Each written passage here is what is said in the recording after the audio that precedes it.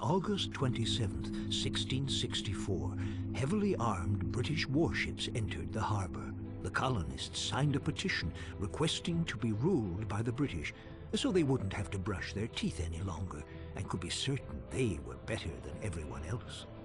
The English quickly renamed New Rotterdam Liberty City after a generous donation by the Bank of Liberty for sponsorship rights. Every single place the British population went, the invisible hand of God prepared a space for them by, well, you know, conveniently destroying and eradicating the native population. Soon the colony expanded, and areas were named after heavily inbred members of their Germanic royal family. Broker was named after Sir William Broker III, the king's bastard son, who was conceived by a milkmaid.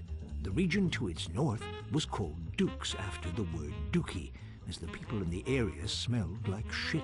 The peninsula to the north of that was named Bohan, after Bohan, a Dutch word meaning Dutch word.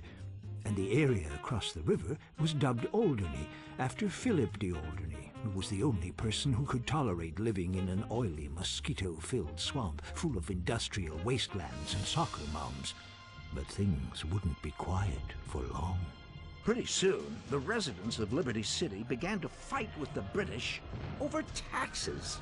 Americans felt, and well, rightly so, that they shouldn't have to pay any taxes. Let the markets sort it out. Poor people will die, rich people will win. Welcome to progress.